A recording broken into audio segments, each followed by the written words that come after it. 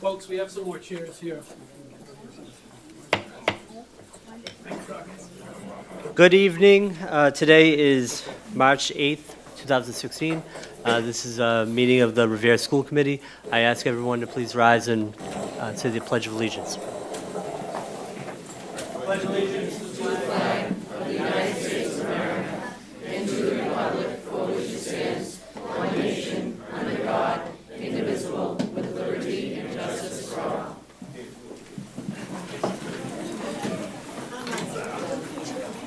Roll call of the members.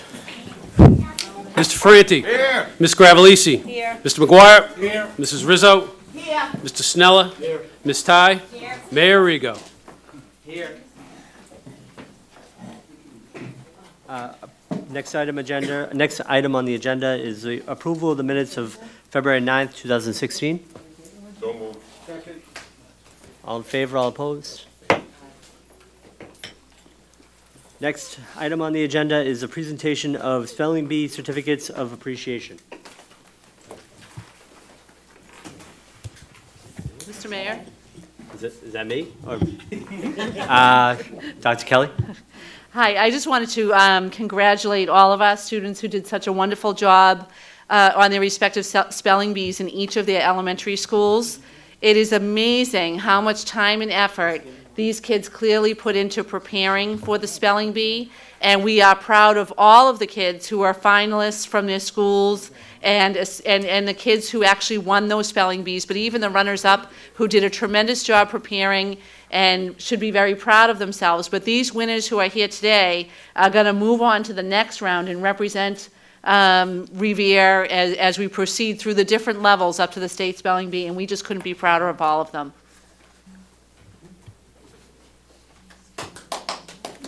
Ms. Rizzo?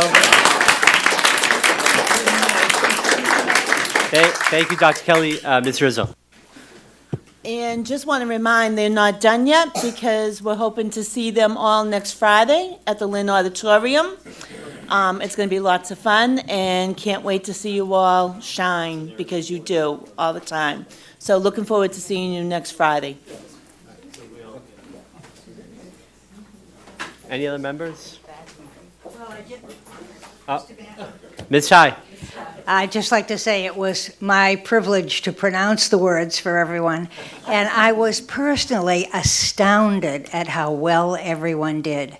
I would say a word. Of course, we laughed about hoity-toity. That was probably the funniest word. And then they went on, and they could spell these words, and so I know that they couldn't do that if the parents hadn't been working very hard with them. And I know that in some families, the next child is waiting to take over the star spot. So, and also, I hope next year we'll be able to do it in the middle school. So those of you who were in the 5th grade, we're really going to be working hard toward that. And I can thank the Paul Revere principal who started this. Mrs. Kelly started this ages ago, and she's the one to whom we owe the gratitude. So thank you, Mrs. Kelly. Thank you to all the principals who are here tonight. Thank you to the parents. And congratulations to the children. Thank you. So the committee is going to come up front and say a special thank you and shake the hands of all of our recipients. And I just want to say I got 23 words wrong. I went to everyone but the Paul Revere School spelling bee, and they still got 23 words wrong. That's a little sad. You speak so well. You speak so well. So our first recipient is from the Garfield School, grade 5, and that is Sammy Cardati.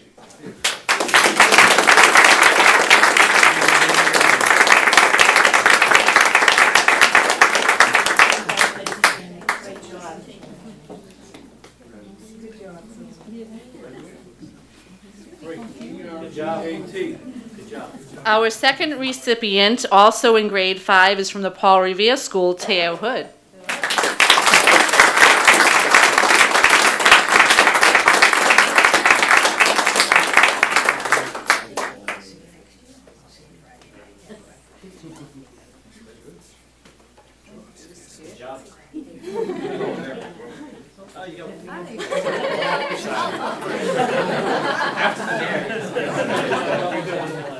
From the Hill School, also in grade 5, Sammy Alisari.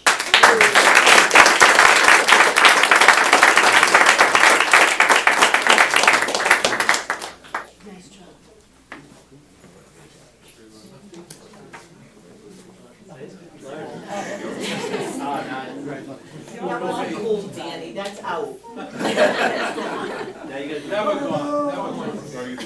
Bring things back on. Okay. Now, it's not unusual for fifth graders to win the spelling bee because they're in competition with their younger peers from grades 3 and 4 typically.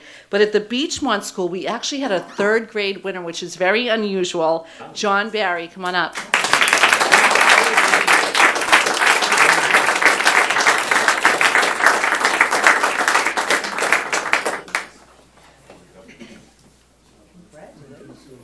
I have a feeling we'll be seeing a lot of John in the coming years.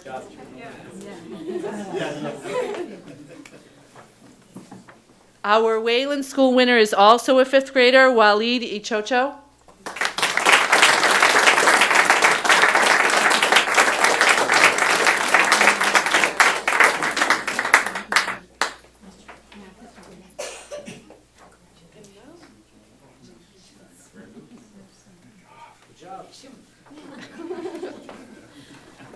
And from the Lincoln School, we also have a fifth grade winner, Amna Umar.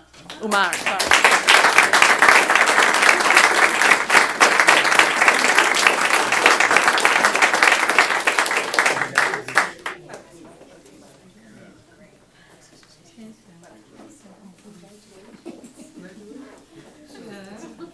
Great job.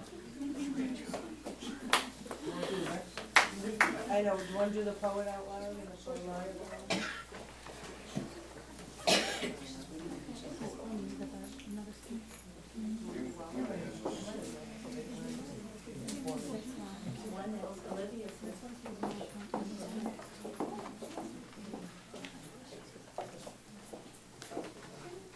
So we're going to go on with our next presentations as long as the school committee is assembled at the front here. And our next awards are for the Poetry Out Loud contest. And this is really a unique program that the high school does, where students often write their own poetry. Occasionally they read written poetry from others. But the kids really engage a lot in what poetry is all about. And we are very proud to have our 2016 recipients. In first place was Melly Nazari from grade 12. I don't know if she-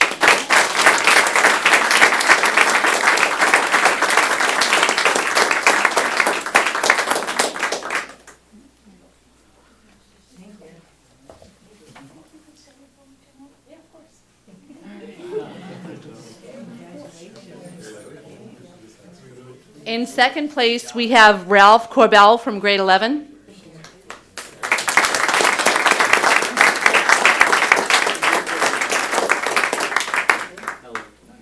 In third place, we have Adejoki Adetabi.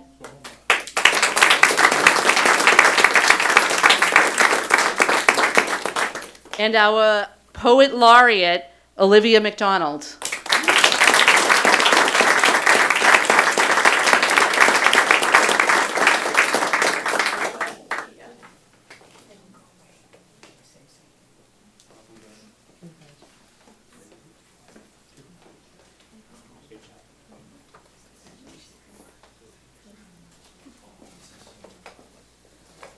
So I don't know if Malloy or Olivia want to share with us your work.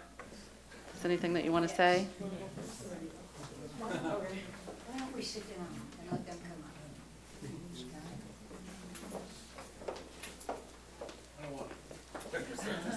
up? The world is yours.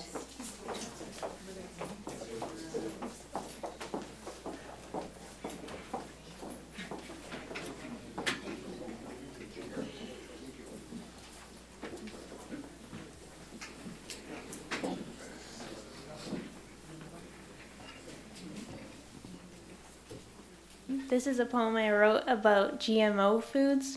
It's called The Injection of Perfection. Open lands invite her, endless freedom swaying among a serenade of green, mysteries untold rolling in the gold of fortune. She plants her toes entwined in the root of a temptation. Her fingertips reach to grasp an apple's glisten. Its stem is a coiled layer of molecules, a double helix of DNA, spiraled into the core. She steals its seeds to inject perfection.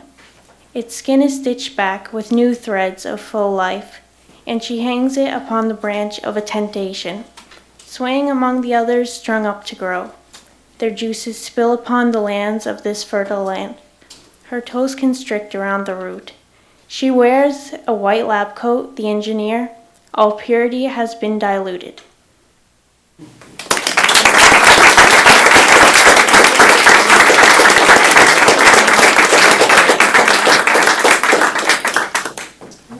Mr. Mayor, may we ask Olivia to explain a little bit about how she became Poet Laureate and what a Poet Laureate does? I became Poet Laureate 2 years ago, and this is my second time being Poet Laureate. And in that time, this year I invited Rebel Darling, a musician, to RHS to help perform in front of students and share his poetry and music. And the year before, we helped teach poetry classes to younger students.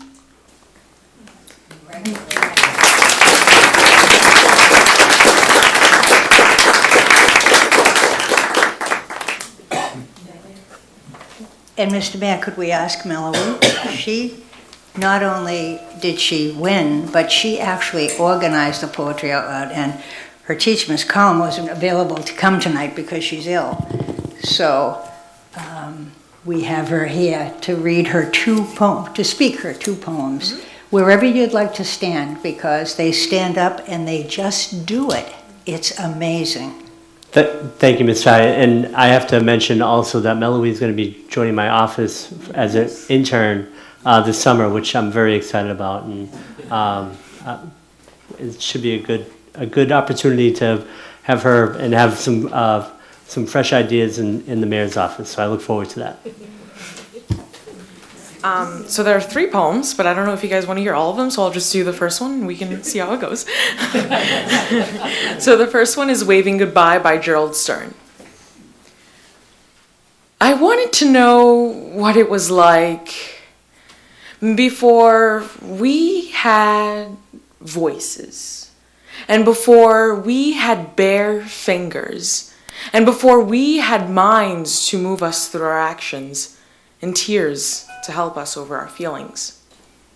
So I drove my daughter through the snow to meet her friend and filled her car with suitcases and hugged her as an animal would, pressing my forehead against her, walking in circles, moaning, touching her cheek, and turned my head after them as an animal would, watching helplessly as they drove over the ruts, her smiling face and her small hands just visible over the giant pillows and coat hangers as they made their turn into the empty highway.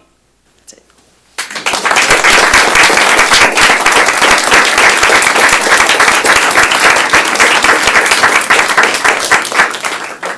I don't know if you guys want to hear more. Keep going.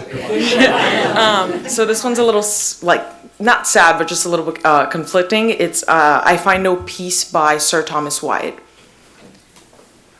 I find no peace, and all my war is done. I fear and hope. I burn and freeze like ice. I fly above the wind, yet can I not arise? And naught I have in all the world I season, that loseth nor locketh, holdeth me in prison. And holdeth me not, yet can I escape no wise, nor letteth me live, nor die at my device. And yet of death it giveth me occasion. Without eye I see, and without tongue I plain. I desire to perish, and yet I ask health. I love another, and thus I hate myself. I feed me in sorrow and laugh in all my pain. Likewise displeaseth me both life and death. And my delight is the causer of the strife.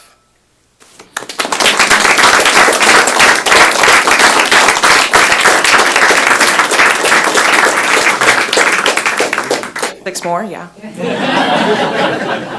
Spectacular. Very good.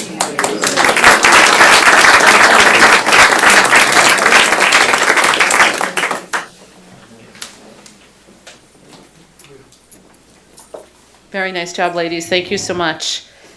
The next group of awards is for work on science fair, and I know that a number of these students, there are a couple of different events that some of our science students were engaged in tonight, so I know that many of them couldn't make it, but we want to read their names anyway, and we'll pass their certificates on to the high school. In fourth place, the effect of carbonation on plants, Josue Aguiles.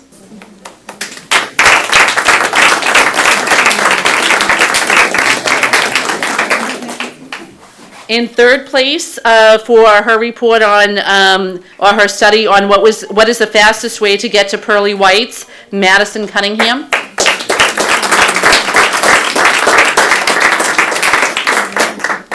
And co-presenting on that study was Mackenzie Cunningham.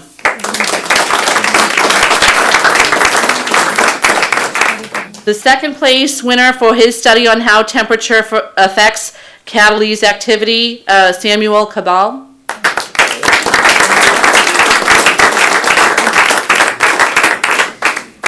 And in first place for microplastic accumulation in aquatic invertebrates and its impact on the ecosystem, Michael Delarusso.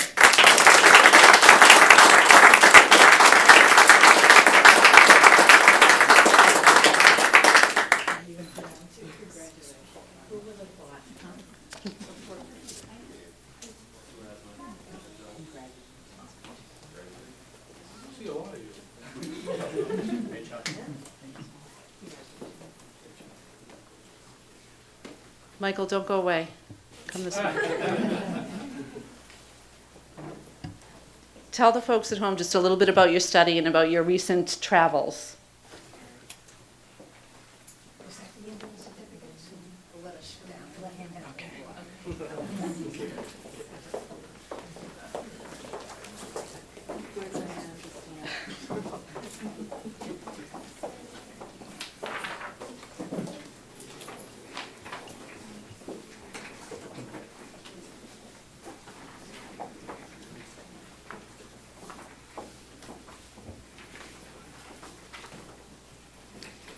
Alright, so my project was basically on, I wanted to see if microplastics, which are small pieces of plastic that are 5 millimeters or less in size, if they were ingested by aquatic invertebrates, such as clams, would they remain in the clam's system? And then possibly when humans would harvest them to eat them, could those microplastics then be transferred onto humans or onto another organism higher up in the food chain? And so what I did is basically, for 4 weeks, I exposed mussels to fluorescent microbeads, and I just let that run for a period of 12 hours, and then I took them out and put them in another tank where they would be exposed to no microplastics and allowed to circulate fresh water. And every week I would dissect 2 and then see the amount of fluorescence that was held within these bivalves. And I was able to see that over the 4-week period that I tested, that I dissected, I saw that there wasn't really a change in the amount of fluorescence, just really a change in the location of the fluorescence within the mussel that I used. So I can say that there was a retainment of microplastics within these organisms, but there wasn't, I believe I needed a longer project to really get very definitive results on whether or not bivalves retain these microplastics in their system or not.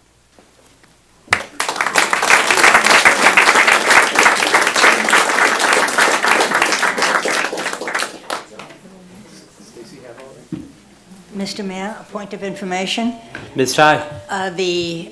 Paul Amato, who does the TV for us, told me that the spelling bees from every school the Revere High School Science Fair, and the Poetry Out Loud contest will all be on Channel 22.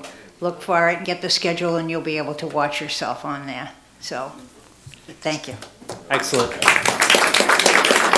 Thank you, Ms. Ty. I think at this time, we're going to ask for the recipients of awards to come up and take a picture with the committee, and then we'll break for a 5-minute recess. So if we can have the spelling bee students first. I want to make sure the journal, it goes in the journal and everyone knows how wonderful you are. So if you could stand up there.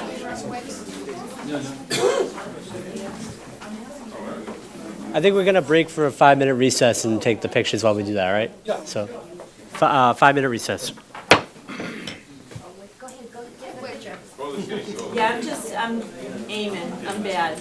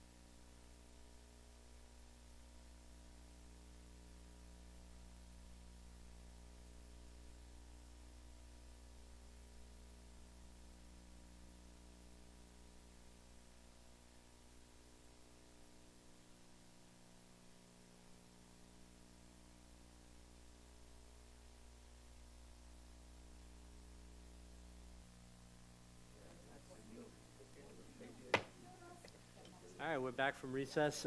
Next item on the agenda is the superintendent's report. Dr. Kelly. Thank you, Mr. Mayor. So we've got a number of presentations tonight and a number of different things to talk about, but the first group we're going to hear from is actually a group of teachers and administrators from Revere High School who spoke at the NASSP conference in Orlando this past week. They were invited because of the excellence that they've been recognized for around the country, primarily through the National Center for Urban School Transformation and the Nellie Mae Foundation. They were invited to do these different projects, and this is just one of them. So I'm going to invite Dr. Garcia and his team to come forward and share with us the presentation that they recently made in front of a national audience of thousands of educators. Okay, team. Ready? Okay.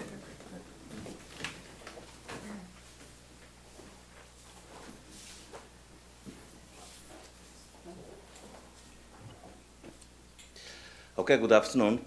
It's always a pleasure to be here to speak about the success that Revere High School have, and also to talk about the multiple invitations and places we have been invited to present. And this is all because of these teachers and also because of the other teachers that we have in the building and also students that we have. So from February 24th to February 27th, we presented in Florida at the National Association of School Principals meeting conference that they do every year. And we decided to put a presentation to share with other schools, to learn from them, and for other schools also in district to learn from us. So it was an amazing presentation. I've been often accused of speaking too much. I'm going to let them talk because they are the ones who really, they are the stars. They are the teachers who really have done the work, have moved things around in the building and have really embraced the transformation in our building. So we'll go from there.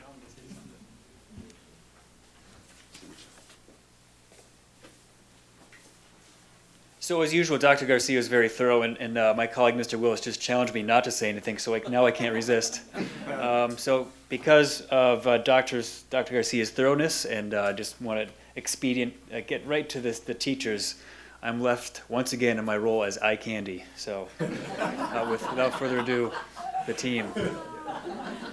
That's what you call yourself these days. Well, that's a hard act to follow. My name is Charles Willis, a social studies teacher here at Revere High School. And so we brought this presentation to Orlando, Florida, and we had an hour and a half to present. So we're going to give you the shortened, condensed version of the presentation. So on the next slide, we've got, there you go. That was the team, and you'll hear from each of them shortly. So if you'll continue. So we came to the presentation with two essential questions. How do schools change to improve student learning? And what does student-centered learning look like? And our objectives for our presentation were that we wanted our participants to understand the change process to improve student learning, as well as being able to describe what learning looks like in a student-centered classroom.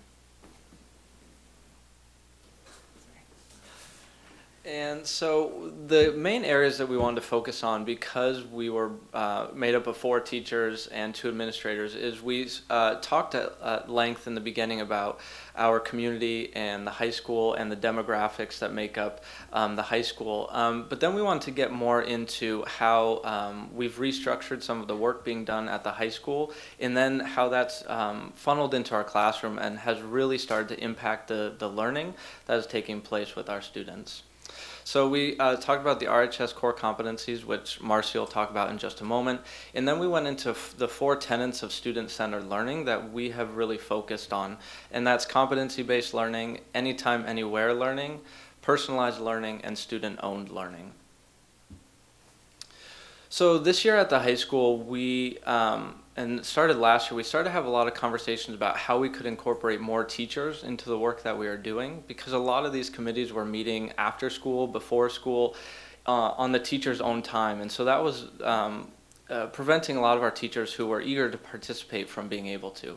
So what Dr. Garcia and Mr. Mitchell were able to do is restructure some of the existing time during our principals meetings and our professional learning group time to give us about an hour each month for every teacher to be a participant in one of these committees. So we meet about an hour a month, and again, every teacher has signed up for one of these committees, and we'll talk a little bit more about what the roles of these committees are and, again, how they've impacted student learning in our classrooms.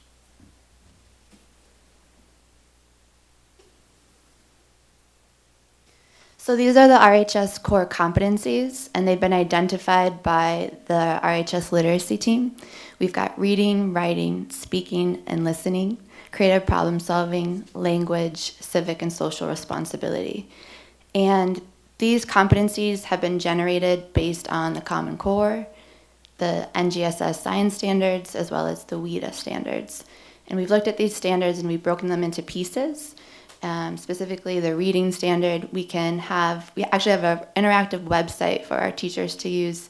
If you click on number 1 for key ideas and details for reading, information comes up on how to plan our lessons to ensure our students are reaching that standard, and we also are able to develop rubrics to assess that standard. And so these set of core competencies have really driven the work that teachers are doing in their classroom. And so within competency-based learning, you'll see on the next slide, there are 4 main teams that are developing this area of work: the competency-based learning team, the literacy team, professional learning groups, as well as the portfolio committee. And there's a few examples there of the work that they're doing. I myself am part of the competency-based learning team, and the group of us have been piloting aspects of competency-based learning in our classroom classroom. So really working on how we are shifting our grading to focus more on the skills and key competencies that our students need to be able to know and do to be lifelong learners in our classrooms. And so if you'll go to the next slide, you can see a few of my students here examining one of their core competencies in our class, which focuses on reading, writing, speaking and listening, as well as the history skills that they need to be successful. And this has really made it much more explicit, measurable, transferable learning objectives for our students. And so I've found that my class has become more focused on their skills, and they know exactly what they are doing and how to reach those skills throughout our class. So I spoke about anytime, anywhere learning at RHS, and there were three main areas that we spoke to. Flipped learning coaches who support our teachers in the development of pedagogy. We had the digital technology team that helps us integrate technology across the community amongst all stakeholders. And then the extended learning opportunities, which allow students to learn outside of the classroom. In fact, one of our science award winners is at a dual enrollment class in Malden this evening, and that's why he's not here. So that's a good example of extended learning opportunities. Showing some of the things that I do with my classes, the Anytime Anywhere learning not in my classroom, that is out on the marsh with my AP Environmental Science class. Recently a picture was shown of me where I'm looking at birds, and I really, probably the best picture of Anytime Anywhere learning and student-centered learning, because they're so good at the work that they don't even need me at this point. But this is actually doing bird biodiversity.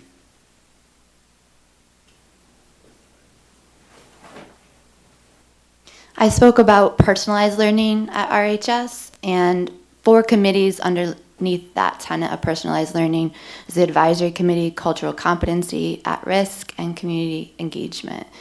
So the advisory committee has worked with teachers to provide professional development on advisory gatherings that happen every Wednesday morning, or Wednesday second period, I should say. Cultural competency committee has created professional development for teachers, as well as is working on professional development for our students. The at-risk team has created at-risk profiles and criteria for our students, and has also created a math remediation course that was after school and just actually finished up last week, and that came straight from the team. And then lastly, our community engagement team, they've been working hard to ensure that parents and teachers are communicating with each other, developing strategies to share with other teachers. And within that realm also, we have a principal's breakfast that happens every month where the principal invites members of the community to come in the morning and talk about our school. And I also spoke about personalized learning in my classroom. I've taken on flipped learning full throttle and created numerous videos that are sent out to students at home and given structure, how to incorporate their learning in that structure. That's given me more time for labs, demonstrations, and collaborations in class.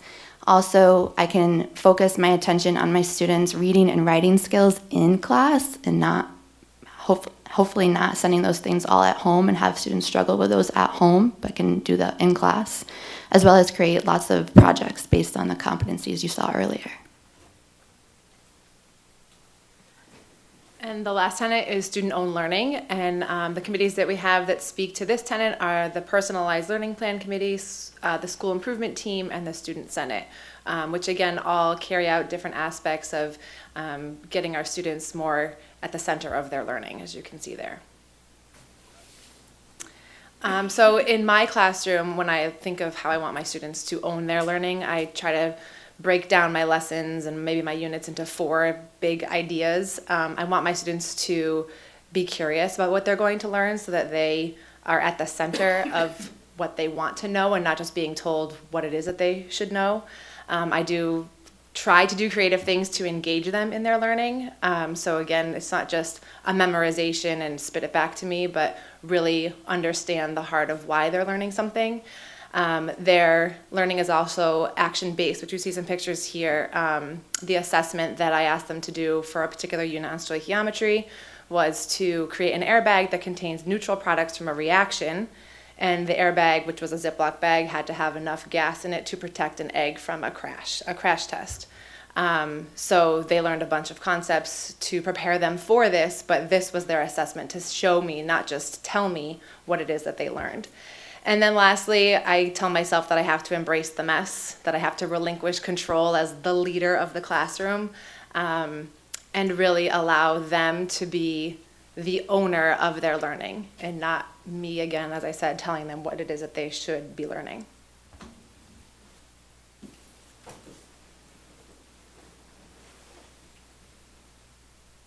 So one of the highlights of the presentation was actually doing a Google Hangout with students who were back here at the high school. Those are the 6 students that we had with us, in a sense.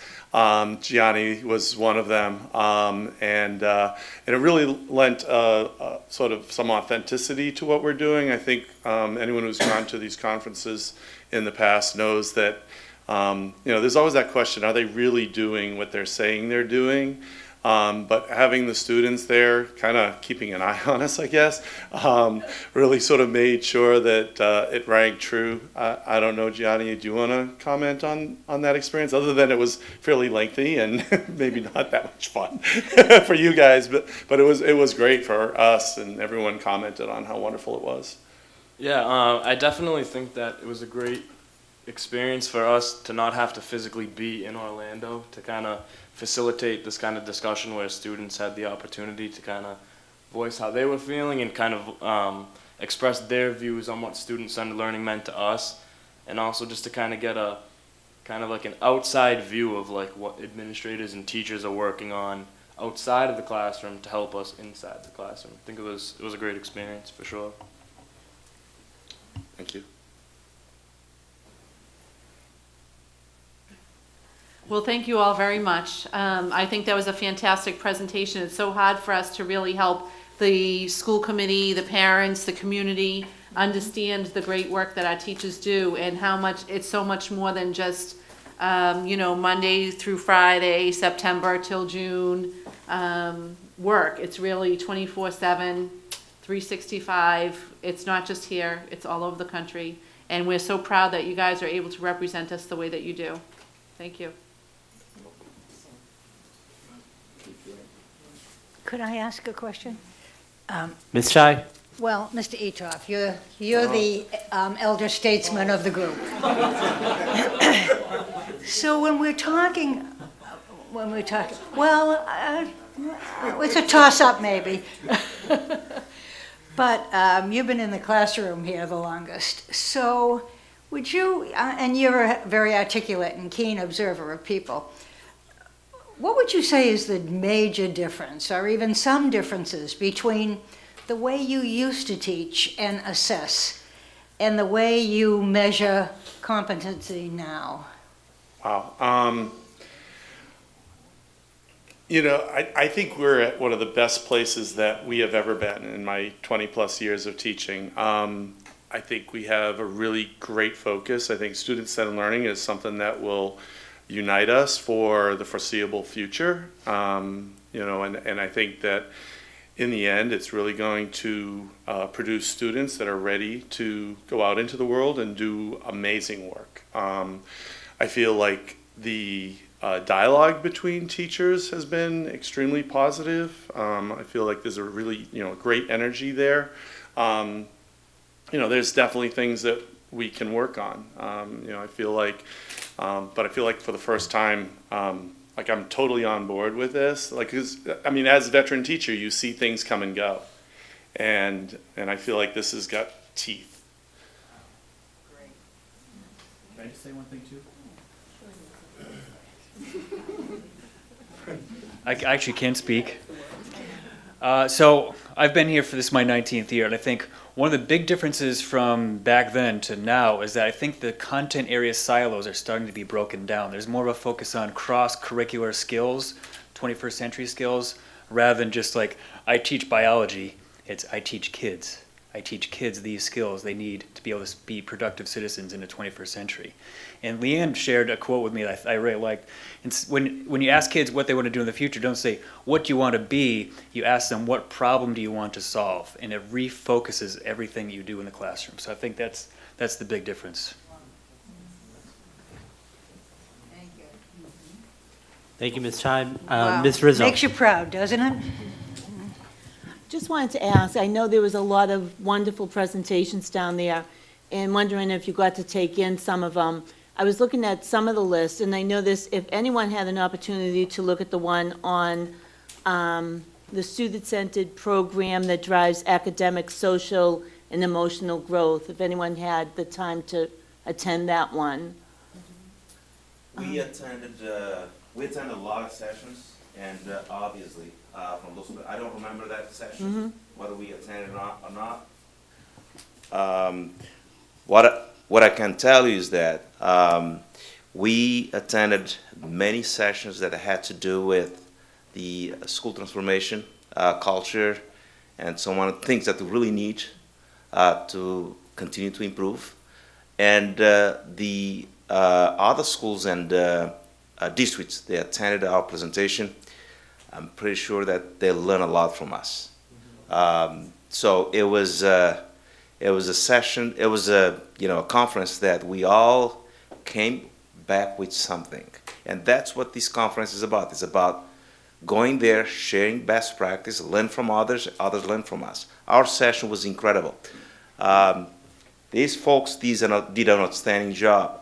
The room was crowded, and people were looking for ways and lining up near the doors to get in, because it had to do with culture. Anything that has to do with culture transformation resounds well around the nation, because principals, administrators, teachers, they're looking for those type of things. So when they saw Revere, and especially the way our kids were so articulate, and there was a question from a guy from Washington, D.C. that asked a question about the growth mindset.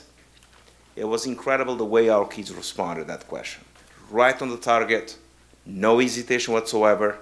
I was very, very, very proud of our kids and the things that I have been exposed to, and the work that teachers have done in the classroom to transform this place, to really transform these kids into something that once they're done here, I'm pretty sure they'll do somewhere else, they'll do well. I'm very proud of them. Thank you, and we're proud of you, so thank you. Thank you, Ms. Rizzo. Mr. McGuire. Another quick compliment before you leave. As a father of one daughter that's going to be a nurse, hopefully pass the boards in June or July, you all touched her life. And to get your point about making kids think about what they want to do for a living, firefighter, police, mailman, whatever. She said, I just want to help people and work in the medical field. My current 10th grader is struggling to decide what she wants to do, and she says, I just want to help troubled youth. She didn't say social worker, she didn't say that, but she's searching. So what you are doing in-house in my house, I'm so proud to be part of it, to make difference. You do make a difference in kids' lives. Thank you. Thank you, Mr. McGuire. Any other members? Thank you very much, folks. Thank you. Our next presentation is actually by two of our principals, Barbara Kelly and Percy Napier, from the Paul Revere and the Beachmont schools, respectively. We've been doing a lot of talk as a committee and as a district around how we can better engage parents in the work that we do in the schools. And we've been trying to do some of that work through the citywide PTA and through different initiatives at all of the various schools. But one of the programs that actually Mrs. Kelly piloted at the Paul Revere School is called Parent University. And now, because we like to learn from each other, the Beachmont School has taken advantage of what's been learned at the Paul Revere and adopted that program as well. And so I asked both of them to come and speak about their experiences and what it's been like at their parent university, so that we at the central office level can learn from them, but also so that their colleagues can learn from them and parents can understand some of the opportunities that are available to them. So they have just a one-slide presentation, which I absolutely love. But I turn the mic over to Mrs. Kelly and Dr. Napier. I just want to say that we do only have one slide after that wonderful presentation from the high school. But knowing that it's been a late night, we figured that and we have it. But we have tons of stuff to tell you, even though we have one slide. So it did start at Paul Revere, but it is a practice that is a best practice. And we were so glad that the Beachmont took it over this year. And what they did was make it better. And it's so nice to know that what we did was even enhanced more. So we're learning from the Beachmont School as much as they learned from the Paul Revere. So I'm going to let Dr. Napier tell you what he did, and then we'll fill in both of us back and forth.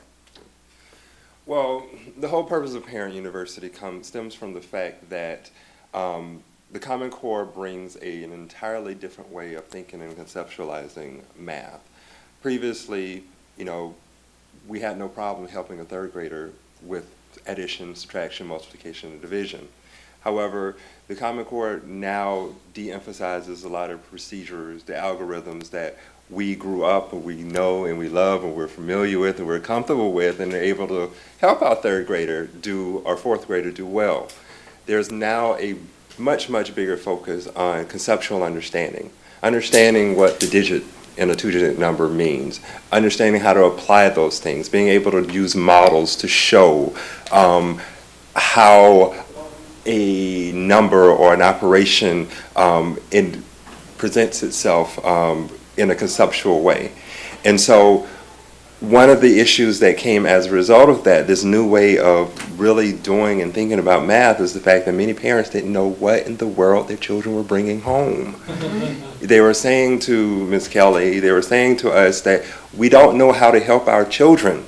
And so this is a problem, because we want our parents to be as engaged as possible. We don't want them to disengage. We don't want them to say, wait for your cousin to get home, or call your aunt, or just ask your teacher in the morning, or stay after school. We want them to be as involved in the process as possible in the process, because parents don't want to present themselves as not knowing when their kids ask for help.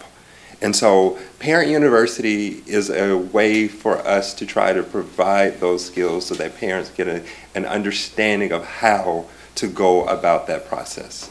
And it starts in the kindergarten, because we had kindergarten parents saying, I don't understand what they're drawing these blocks on their paper, and they tell me they just can't write 3 or they can't write 10. So it started in kindergarten, and this request came from parents, not from the teachers. Parents were saying, we can't help our children with their homework. How can we do that? We don't understand what Common Core is. So we started slow. What is Common Core? So they understood that. The standards, it's very hard to give them all the standards, but we broke it down by grade level, and we posted them on the website. In each session at the Paul Revere, we have 4 sessions for the year, 4 different domains, and we have them by grade level. And I think Beachmont, you did like a cluster, right? Right. A grade cluster. And each parent comes in, and each week it's not based, well, I have to attend all 4. You can come to any one of the 4 because they're not based on each other. So the different domains, they would do measurement, they would do geometry, they would do number sense. So each one, it made the parents feel good. If I miss one, I can still go to the next one and understand what I'm doing. We didn't want them to say, I have to attend all 4. It's great if you do, because that will really help you. So having that luxury, knowing that they could attend one and be successful, really helped the whole program flourish. This is our 2nd year doing it. And the other thing that we wanted to do is to move it up, is to videotape our teachers, so parents that can attend could watch it.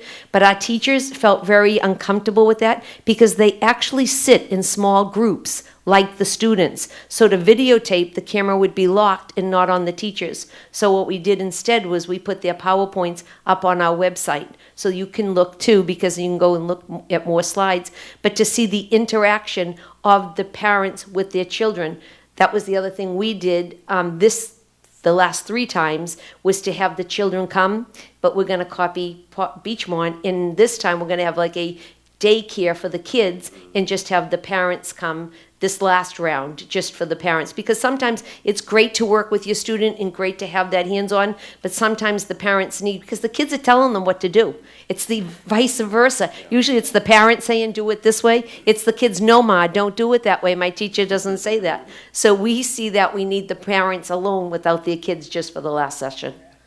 And so when they're at the Parent University sessions, we did one Parent University, and one of the things that we did, and similar to what Paul Revere is, we selected a standard, and as far that they're currently working on, so they can immediately take that and they can learn. I mean, they take that and help their children that night if they wanted to, and that was really helpful, and that took a lot of coordination from our math coach, who was very, in Barbara's building as well. They're very, very instrumental in making those things happen, that coordination that's necessary, so that a parent who has to choose between which session they want to go to, there are linkages between a second grade math concept and a fifth grade math concept. So if they go to the fifth grade, they automatically have enough background knowledge to go back and say, oh, this sounds very familiar.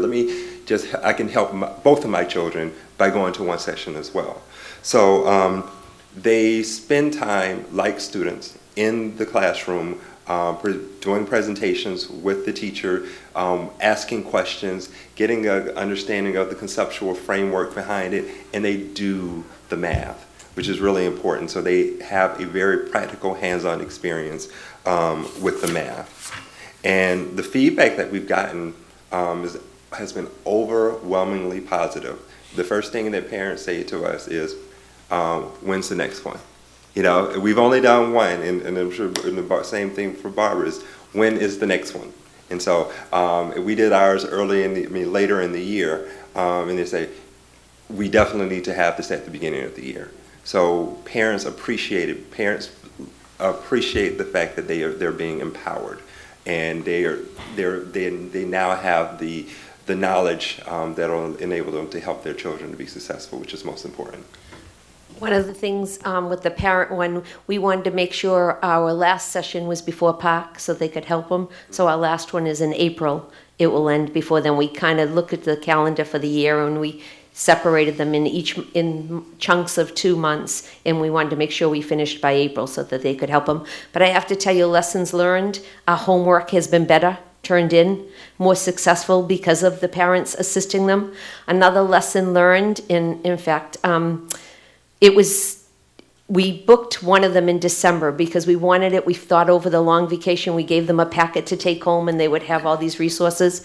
That turnout wasn't as great, and that was a lesson learned. People are very busy at that time, at that month. So although our thinking was to help parents over vacation and the time that we had, the turnout wasn't as great. So our teachers, what we've done, we send out a blanket one to the entire school. Everybody is invited by grade level, and they know the dates. We deliberately did not make the dates on the same day in case they had siblings in other grades, so we wanted them to be able to attend any one that they wanted to.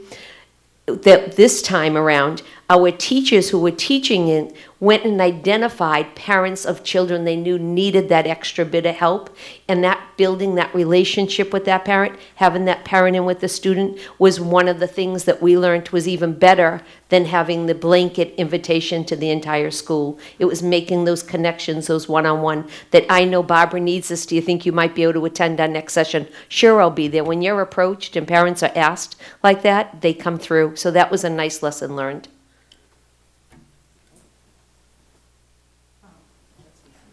Great, thank you both. Any questions? Ms. Gravellisi? I don't have a question. I just want to commend you because, I mean, that's phenomenal. Everyone has been saying it for years, how much trouble they've been having with the math and the Common Core. I hear from parents. I'm sure you hear it. So, I mean, putting that all together and building on it, it's just, I just want to congratulate you and wish you, more successes with it. Thank you. We hope it... Thank you, Percy. I said my eye candy tonight. But we hope this goes right through all the schools, and the principals are asking about it, how to get it done with resources, and the teachers came out in droves, everyone, so I had to turn teachers away because they know the importance of helping these parents. So that wasn't a challenge at all, having the teachers. So I think it will filter through and help everybody. Mr. Chairman. Mrs. Sinella. Mrs. Kelly, this is a long time coming. I can remember when I started teaching elementary, and at that time they started modern math with sets, subsets, squares, circles, this is there, that's there. And you talk about not knowing what was going on. Needless to say, the program's no longer around, so it's very refreshing to have the abilities that you're presenting to parents to be a part of it. With that involvement, naturally, you have already said homework's improved, everything else, and no one wants to look like a fool. So you're to be commended for having this kind of a program and expanding it, and hopefully it'll be commonplace. Thank you. Thank you, Mrs. Sinella. Any other members? Dr. Kelly? Okay, thank you both very much. Fantastic job. Thank you.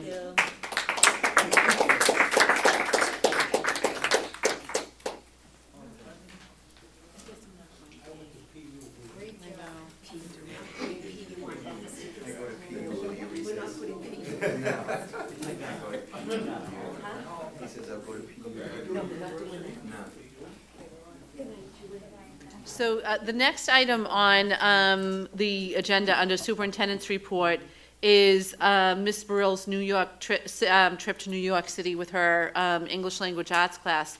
And Ms. Burrell had another commitment that prevented her being here tonight, but because this is an out-of-state trip, it requires school committee approval. So I did just want to share some of the details.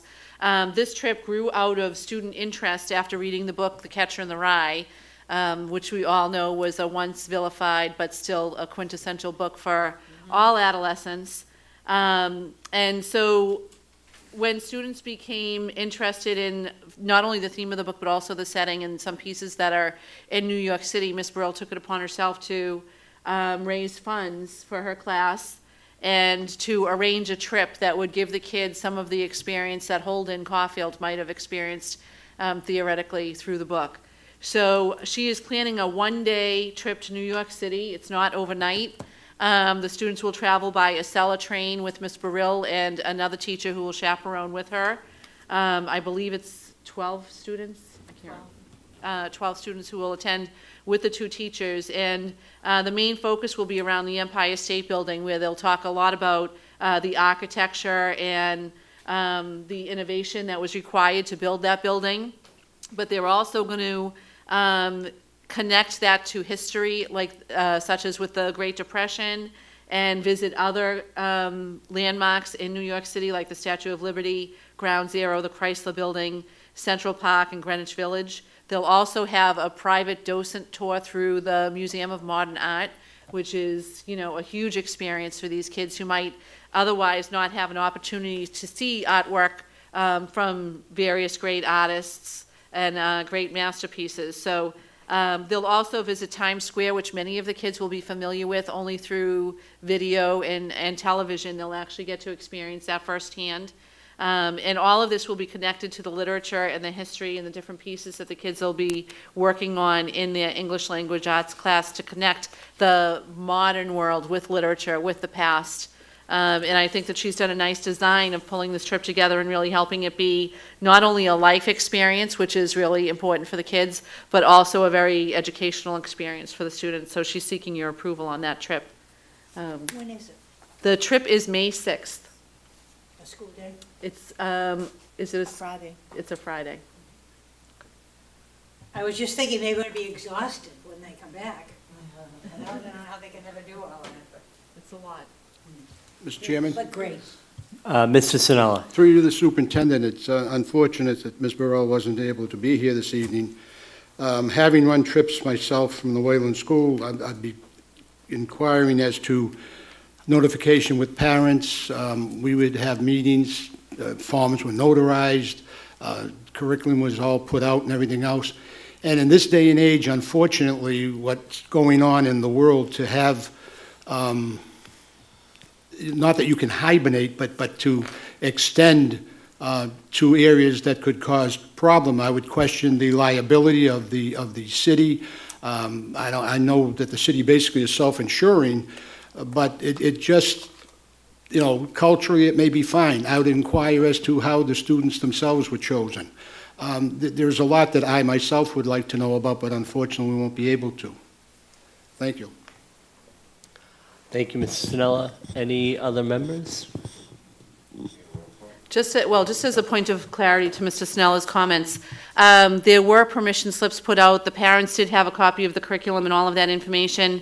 And Ms. Burrill did provide all of the information on the trip to the school committee, which was forwarded. And then there was a round of questioning that came after that. And the questions, I believe, were responded to as well. So there were, I think, opportunities for the committee to vet the field trip. Mr. Mayor, I'll make the motion that we approve Ms. Burrell's class trip to New York City. Motion to approve? Second. Roll call? Mr. Ferranti? Yes. Ms. Gravellisi? Yes. Mr. McGuire? Yes. Mrs. Rizzo? Yes. Mr. Sinella? No. Ms. Ty? Yes. Mayor Arrigo? Yes. Okay, the next item on the superintendent's report is the school calendar, which I know many people are anxious to see. And so I'm sharing with the committee tonight a draft calendar for the 16-17 school year. I would characterize this as typical of what the school calendar looks like in many years. One thing that's different from the most recent couple of calendars is the fact that we intend to be in school on the religious holidays next year. And I know that this is something that many parents had questions about. They had articulated concerns to school committee members, and the school committee and I have had many conversations about the school calendar as well. But we did work in consultation with parents through our citywide PTO meetings and also with the Revere Teachers Association to kind of try to figure out what's best for students and for the school district. So I put forth this calendar that you see here, and I know that this is going to be taken up under later a later part of the agenda. In the report of the personnel subcommittee, that you'll be deciding what you're going to do with this. But you know, just so that folks can see this, this still needs to be vetted by our principals and directors. So just to make sure that I haven't missed any PTA conferences or scheduled a PTA conference where it doesn't make sense for the schools, or any of those kinds of little mistakes that I tend to make, as so many of us tend to make.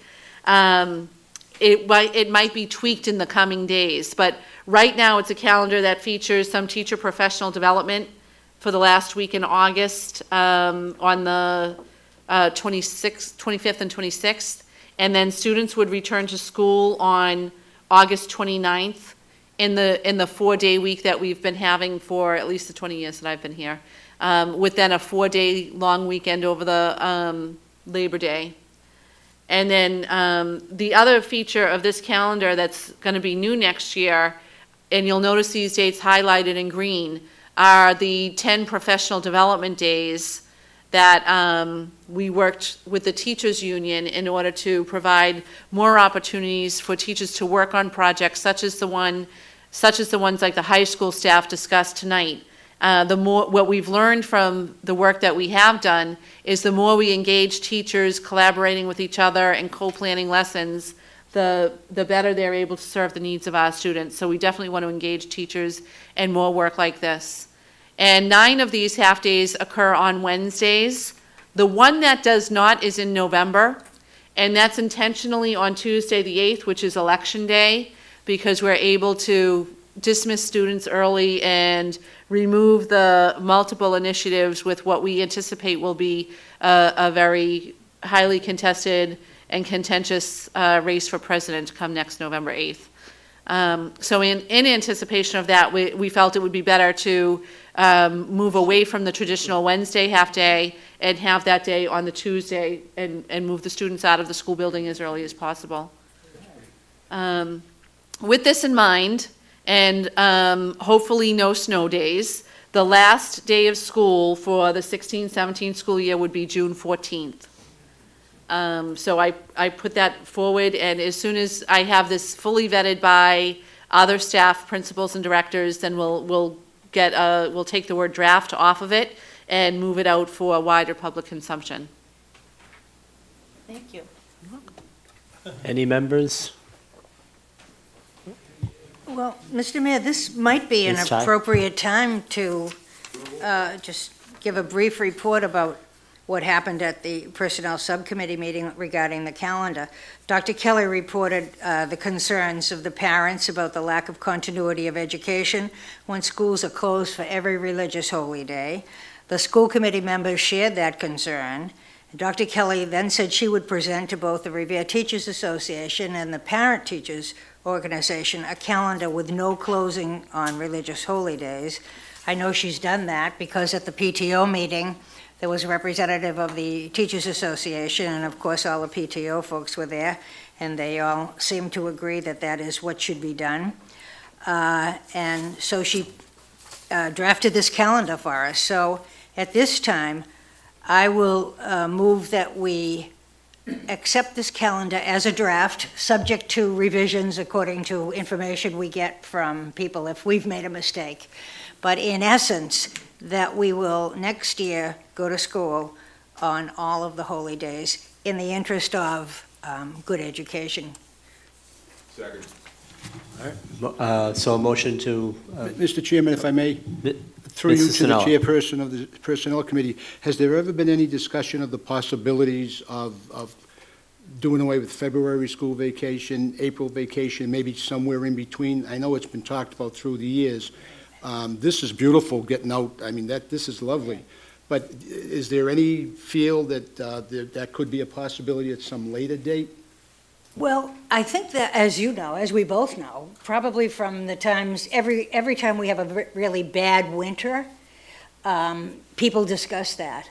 And this year wasn't quite so much discussed, but last year was extensive discussion, as you remember. So that has not come before us for any specific vote or anything. It's certainly something we can put on the calendar for future discussion. I know personally that when I was superintendent, that one year, probably about 10 or 12, no more than a dozen schools, systems, did move to the single vacation. And all of those went back. Because I know there's always the argument, like the whole state should do it, no, they don't have to, yes, we should try it, well, no, we don't, we need to, what about teachers? So there are lots of different, there are good arguments on both sides of that. I think that is something that deserves a lot of discussion. Thank you, Mr. Chairman. Thank you, Ms. Sinella. So we have a motion on the floor. All seconded? All in favor, all opposed? Roll call? Okay, roll call. Mr. Franti? Yes. Ms. Gravellisi? Yes. Mr. McGuire? Yes. Mrs. Rizzo? Yes. Mr. Sinella? Yes. Ms. Ty? Yes. Mayor Arrigo? Yes. The next item in the superintendent's report is very brief. I just wanted to share with the public that when we had our two-year progress report from or our two-year report from the NEASC on accreditation of the high school, they gave us an area of correction that they wanted us to work on, and that was the way we comprised our year-long plans in different disciplines. What they felt was not workable was that for each of the different subject areas, there was a different format used for the year-long plan, and they felt like that lent some inconsistency to the curriculum for the high school. So the school did spend some time working on that project. They adopted one set form that all disciplines now use. The school actually felt like it was helpful advice, and there is more coherence to the curriculum now. And I'm happy to let you all know that their special progress report said that we had done an outstanding job, or the high school team, I should say, did an outstanding job, and that, you know, we're well on our path to we're fully accredited. I should mention that next year will be our 5-year report, so our mid-cycle. And I do know that in that mid-cycle report, they're going to be looking for a status update on where we are with a new building. So it is my hope, as I know it's shared by all of the people here on this committee, that we will be able to say that we are in process with the MSBA. But, you know, that'll remain to be seen whether the MSBA chooses to select our project this year or not. Of course, we can never be sure of that, and we can't be sure of what other cities and towns have more pressing issues in the MSBA's eyes, and they choose to fund those projects over ours. But you know, at least we can say that we've submitted the statement of interest and started that application ball rolling. One question, Mr. Chairman. Dr. Kelly, when do you think we'll know if our application is accepted, you know, so we can know if we're moving forward or not? Do we have any idea? I'm not actually sure about that, but I know the application deadline isn't until the end of April for core projects. So it would likely be the summer before we would know whether or not we were selected this summer. Thank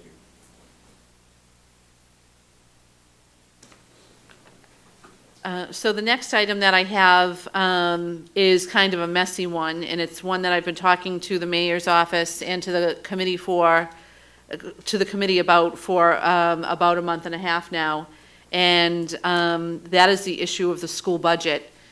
We've also shared some information with the teachers naturally and all of the staff, because we want everybody to have a real understanding of where we are in terms of budget for next year.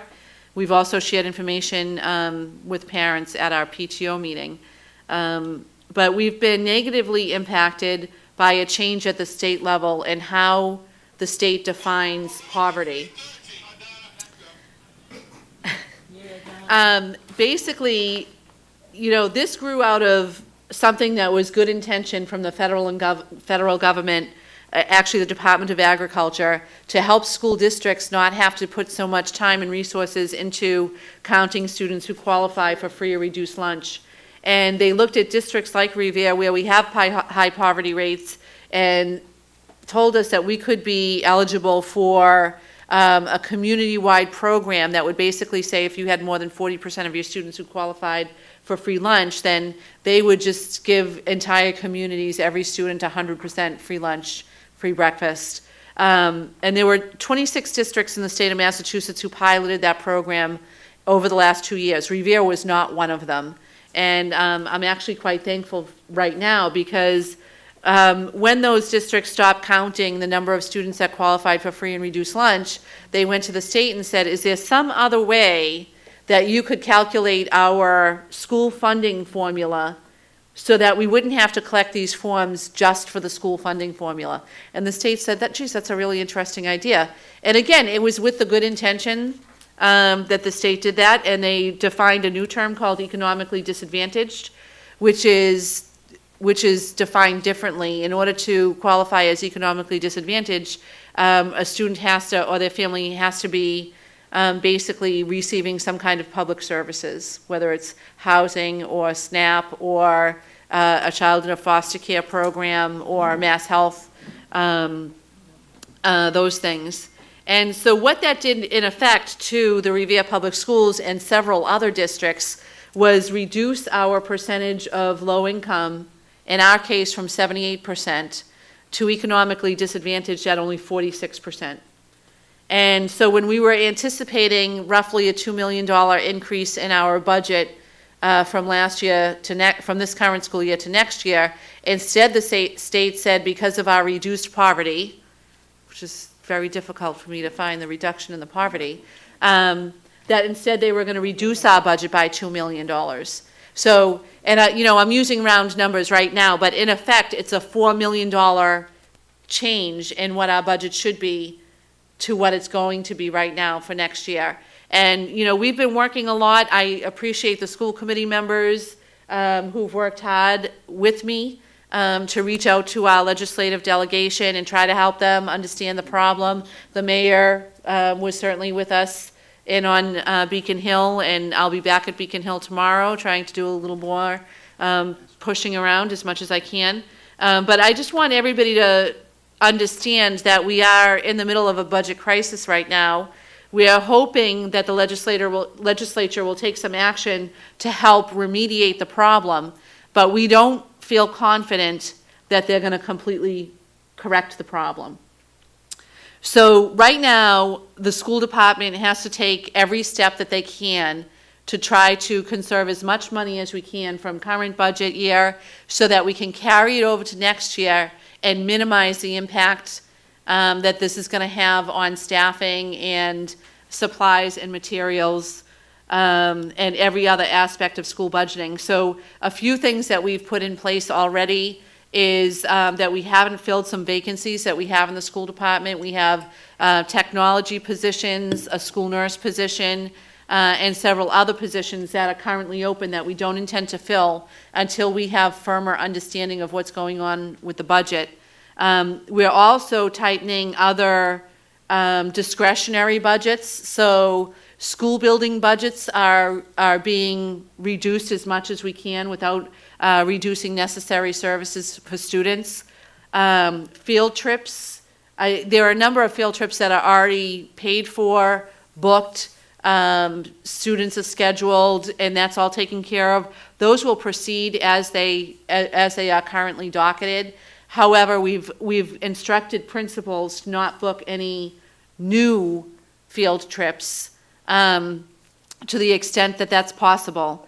And this includes even some field trips that were going to be funded or planned to be funded through grants, where we've asked the grant writers, the grant supervisors, to broach the grant providers and see if they can do an amendment to the grant and rechannel some of those funds that might have gone to definitely awesome, incredible. I just read about that field trip to New York City. That's, the funding has already been accumulated for that. There's no point in not proceeding with that. But where we haven't already allocated funding, I think that we need to curtail activities like that that are, although wonderful and could be life-altering and definitely important to student life experience, not absolutely necessary. I'm going to be talking at the April PTO meeting to our Parent-Teacher Association leaders to see if our PTOs wouldn't consider channeling any funding that they had set aside for field trips to actually help the building principals buy supplies and materials for students, because our main priority in this budget issue is to retain staff. What we don't want to see happen is massive cuts to our teaching, our support, our any other kind of professional employees. What we'd rather do is cut the materials budgets and cut the programs that we currently pay for that are all very important and really are the reason that our students are succeeding. But if we can get, PTOs to pick up the price of crayons and glue sticks and pencils, and we can recapture those funds to keep a teaching position or to make sure that there is a school nurse in every school building, and that we are able to keep all of the security personnel who help us understand that our kids are safe during the day, then every single one of those cost-saving measures that we take, as small as it may be, will add up to multiple positions.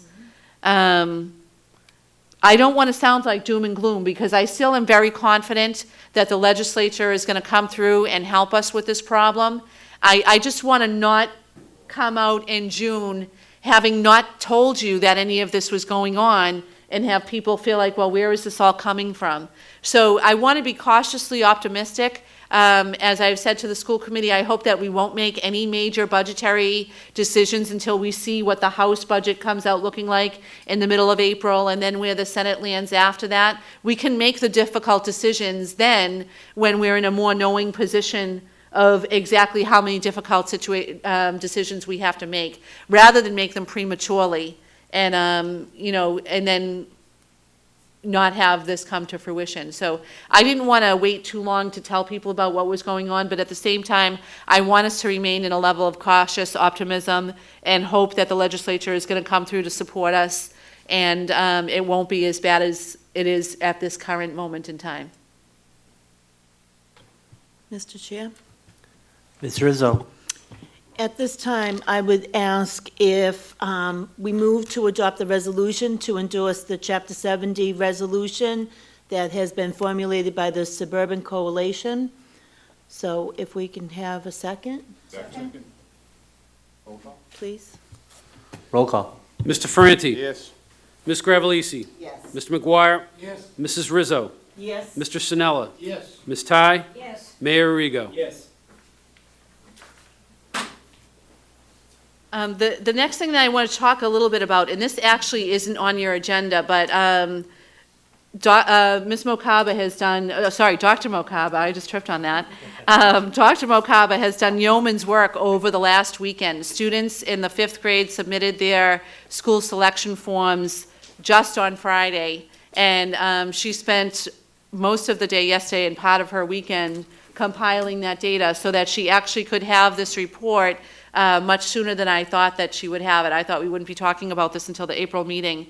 But she pulled the data together and is able to share with us information about what unfortunately will have to be the 2016 middle school lottery process.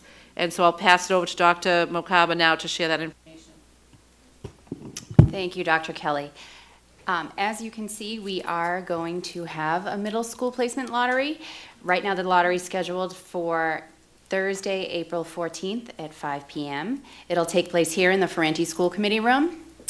It will be broadcast live on Channel 22. Parents may attend, children may not. The order of the lotteries will be by school with the largest number first. Wayland, Hill, Lincoln, Paul Revere, Garfield Elementary, and Beechmont. So there will be a lottery for Wayland, to Rumney, and SBA. As you can see, these numbers are as close to the exact numbers that I could get right now. We still have to verify some information, including siblings, attendance in special programs, and whether parents want twins on one card or not. So that's the information that we still have to verify, but this is based on the information that was submitted on Friday. So to Rumney, there'll be 58 names on 58 cards. We have exceeded Rumney slots by 21 seats. All 21 seats, all of those students will head to Garfield Middle. SBA, there'll be 51 names on 51 cards. We are over 14 seats. All 14 of those names will head to GMS. Lincoln, there'll be a lottery to both RMA and SBA. We have 39 names on 39 cards to Rumney. We've exceeded the number by 14 seats. All those students will head to GMS. SBA, to SBA, 31 names on 31 cards. We're over by 11 seats. All 11 of those students will head to Garfield Middle. The Hill School, to Rumney, and there will be a lottery to SBA. To Rumney, we will have 43 names on 42 cards. We're over by 13 seats. All of those students will head to Garfield Middle. SBA, 43 names on 41 cards. We're over by 12 seats. All 12 of those students will head to Garfield Middle. Paul Revere will have a lottery to RMA only. 36 names on 36 cards. We're over by 19 seats. 16 of those names drawn will head to Garfield Middle, 3 to SBA. Garfield Elementary, there will be a lottery to Garfield Middle School only. There'll be 37 names on 37 cards. We're over by 3 seats, 1 to RMA and 2 to SBA. Beechmont will have a lottery to SBA only. There'll be 24 names on 24 cards. We're over 11 seats. 10 will head to GMS and 1 to RMA.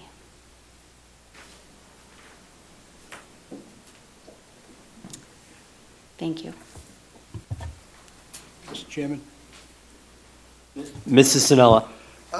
Can you go back to the SBA, the last one?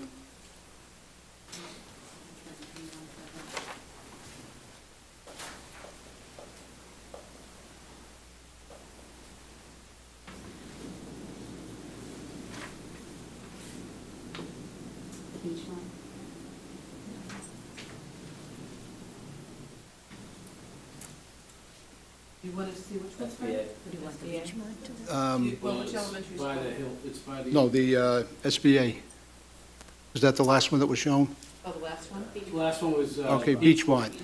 You said that there has to be a lottery for the Susan B. Anthony, but yet now you have sibling employees, 3 seats. Mm-hmm. If those weren't honored, would there have to be a lottery? Yes. Let me just try to take you through the numbers, Mr. Sinella. So basically, because there are 47 students at the Beachmont 5th grade, that comes out to 15.6 seats per school. Okay. And Dr. Mokaba, that's really like 2 extra seats. So because there was high demand in the Rumney Marsh and the Susan B. Anthony, Dr. Mokaba allotted 16 seats to each of those for Beachmont kids, and then 15 to Garfield, where there was the lowest demand. And if we add this together, it'll come out to the 47 total number of seats that these kids need. 5 of these 47 kids requested the Garfield Middle. 15 requested Rumney Marsh, and 27 requested Susan B. Anthony. So because the requested seats are below the allotted seats for Garfield and Rumney, we don't need a lottery. But the requested seats for Susan B. Anthony were 27, even though there are only 16 seats.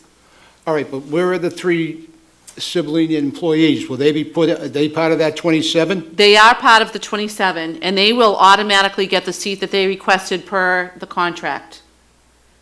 So really, there's 24 kids here that are in question, that are, trying to get into these 16 seats. So that's where Dr. Mokaba came up here with the 24 names.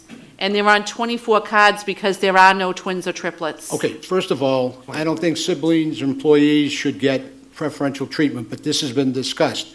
My understanding was by contract was availability. This doesn't show availability. This shows preferential treatment that they are not a part of the proceedings. The contract with the Revere Teachers Association and the school committee states that teachers can have, if they're employees and they live in the city, their own children can attend the school that they work in. That provision has been extended to all other employees for, I don't know how long, but at least the last 5 years. I don't know if it All extends right, but beyond that. it's not subject to availability. I thought that was a part of it. If It wasn't. If there's no room, then why should they get preferential treatment? If it's a contract agreement, that's understandable, if there's room.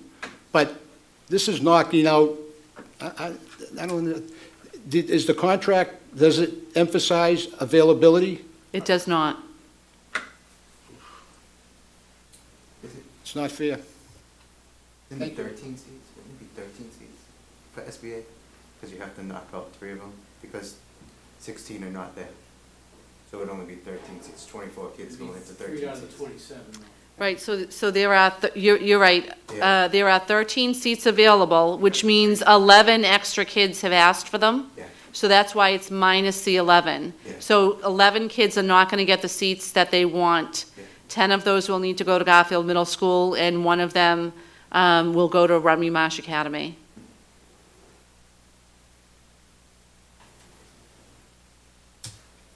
Any other comments? Mr. McGuire? Ms. Mokaba, do you have a percentage of how many kids got their first or second choice? And- Oh, okay. Historically, what has been, I have that. Diane?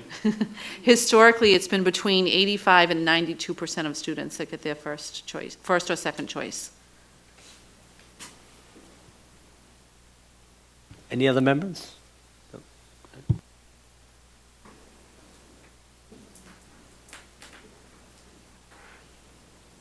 And last but not least, we'll end on a brighter note. I'm going to pass the mic to Gianni Hill for his student report.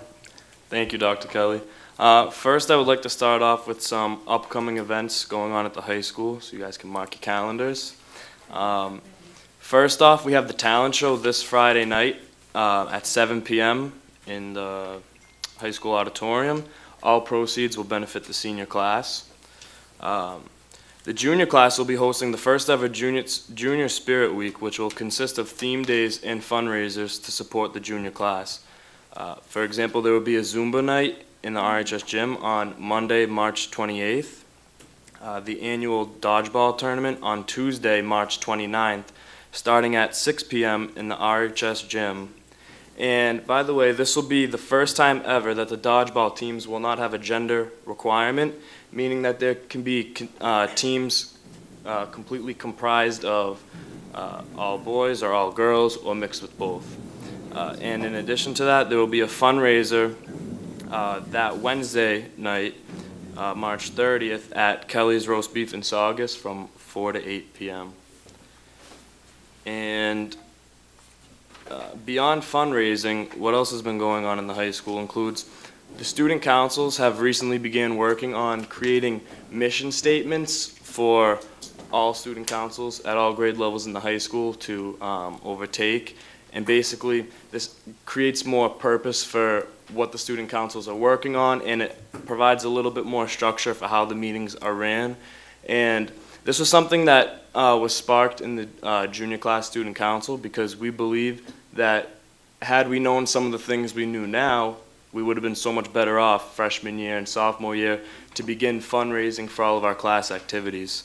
So Ms. Ty also, you gifted me with a student handbook from 1974-75 school year that included some language around student councils and like a mission statement for all student councils at the high school and some of the bylaws for those student councils. And we've been able to pick some pieces out of that, and we would like to quote some of the language in there and use it in our new mission statement that we would like to eventually bring upon the committee for approval to be put in the next year's upcoming student handbook. As for the Student Senate, the team has successfully completed the Constitution on time, which is awesome, and the students are working along with a group of teachers to implement the initiative at the start of the upcoming school year. So we're working kind of rapidly to get everything going and create a fair process for members to be elected onto it to have an equal representation of the student body. In addition to that, for the restorative justice aspect of Student Senate, a group of students and 2 teachers met last week with Mr. Dana Brown, the principal over at Malden High School, and he kind of explained through like the model of their restorative justice program and how they see it in their school. And we were able to gather some data from him to see how it will kind of work in our school, being that they are a local urban district. They share some similar aspects as well that our district has as well. And yeah, we've been doing so much, and the students, I'm so proud of all the work that has been going on.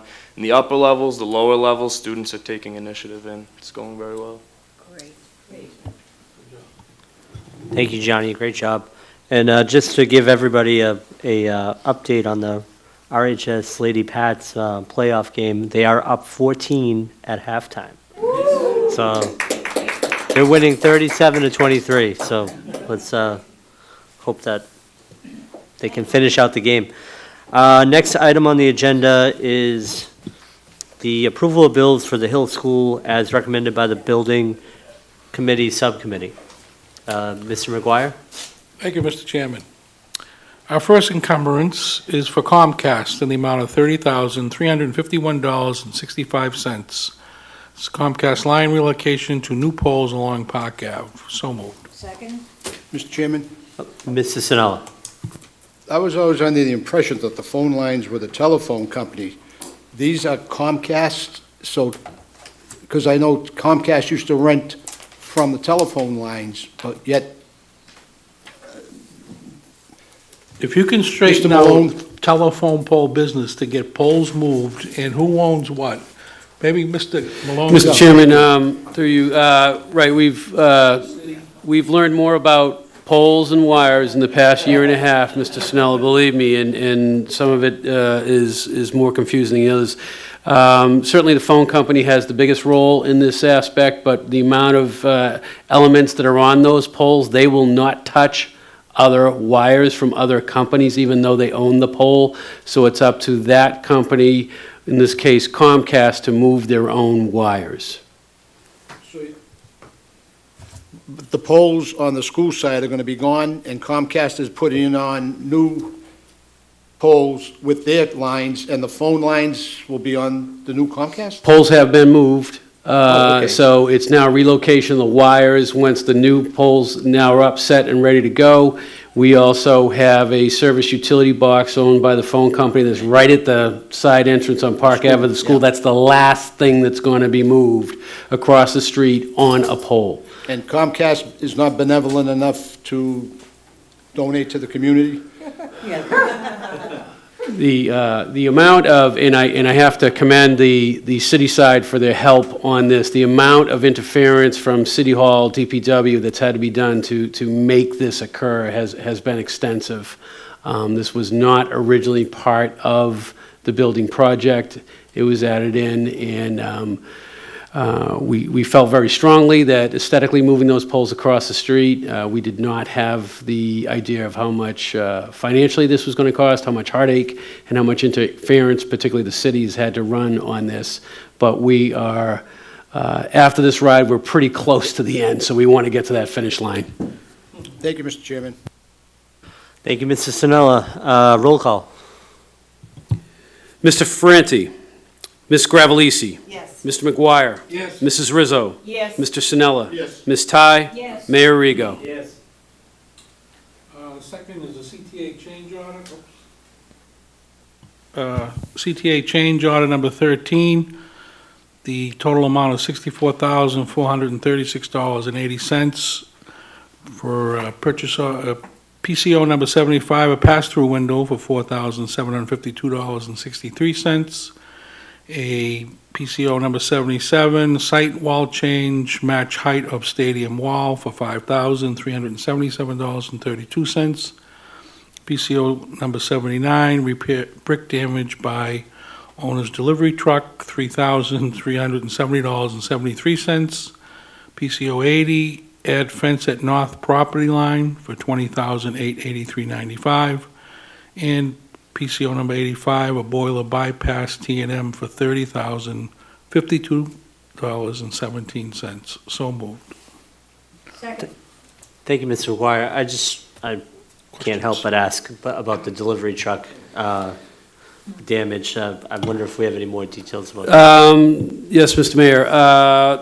This happened in the initial stage of the project, and I would invite anyone who's touring the New Hill School to look at the service area. It's kind of tucked in the back side that has, when we first started utilizing our own truck for delivery, it was in the midst of the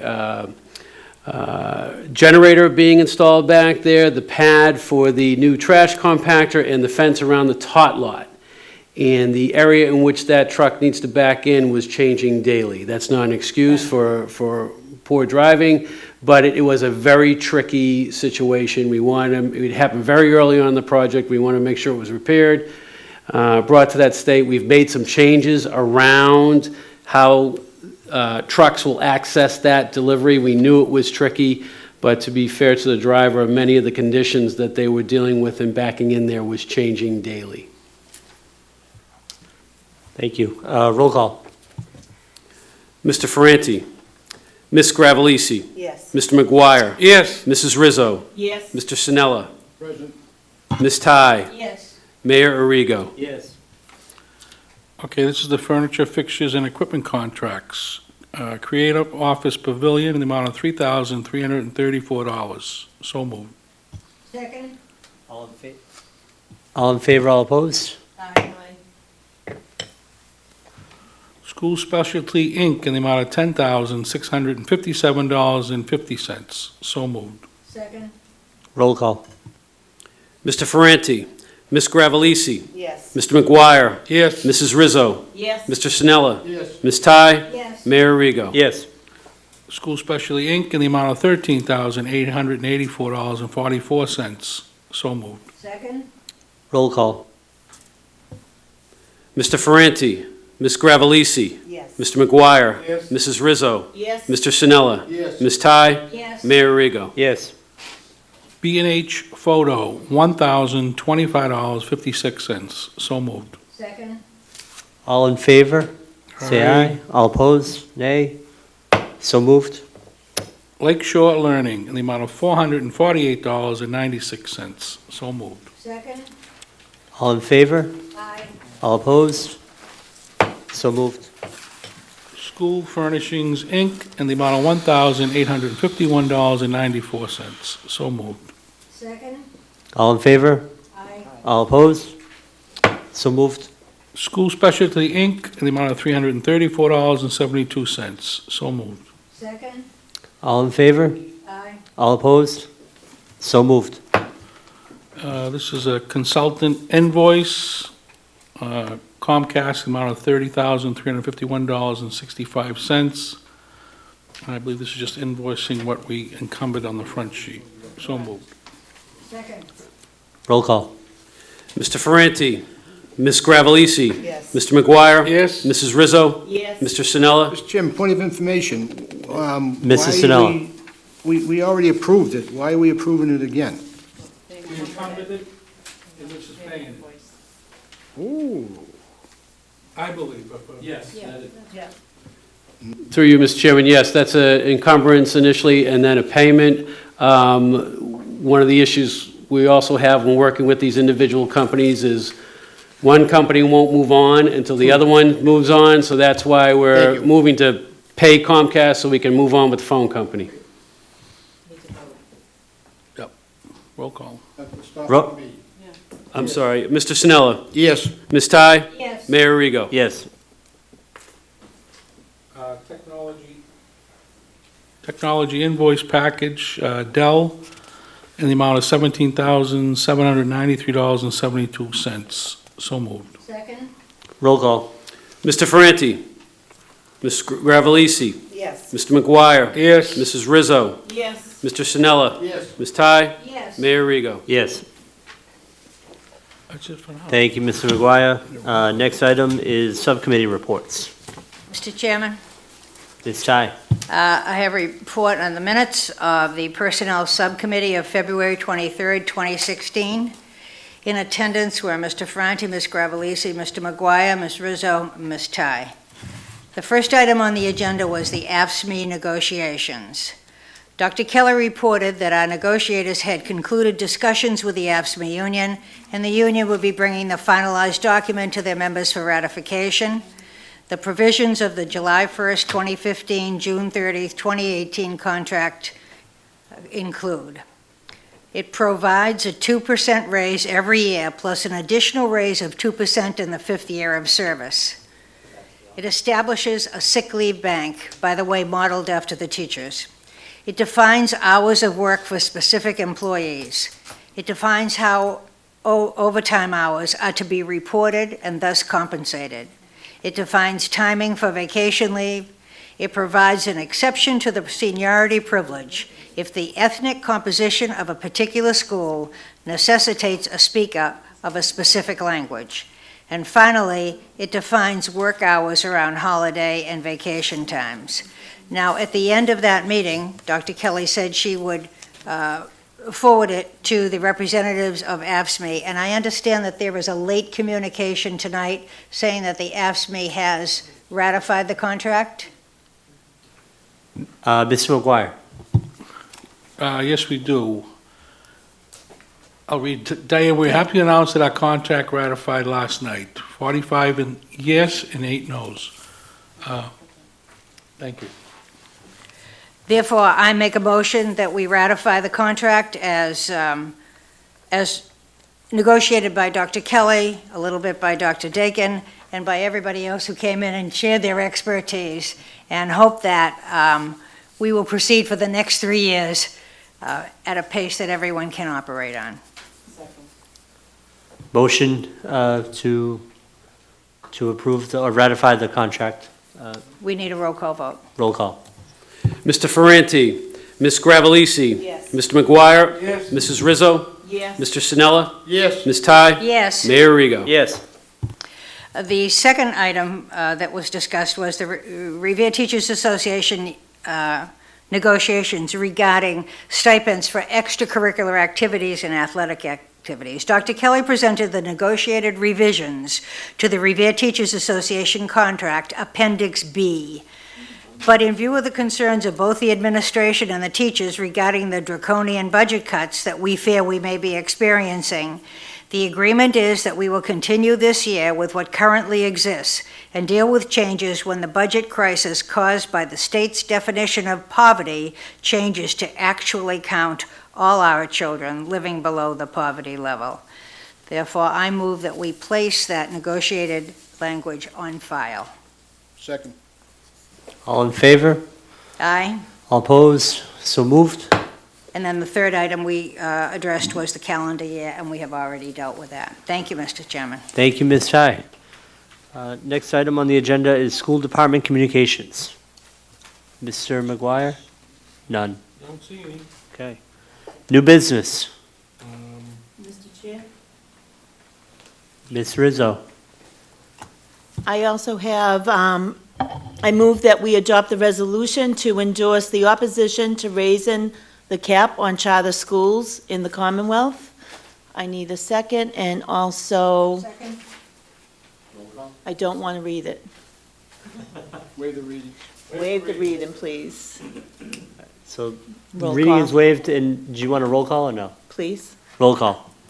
Mr. Ferranti? Ms. Gravellisi? Yes. Mr. McGuire? Yes. Mrs. Rizzo? Yes. Mr. Sinella? Yes. Ms. Ty? Yes. Mayor Rigo? Yes. Next item on the agenda is late communications. Don't see any. None. They got read already. Motions. Mr. McGuire? No. None. Okay. Public comments. Step right up. Name and address to the record. Danny, give me a check. I won't talk if you give me a check. Julie DeMauro, 33 Loomis Street, Revere. I just want to thank you all first, and let's start off by saying thank you for approving that calendar. A lot of parents are going to be very excited about that tonight.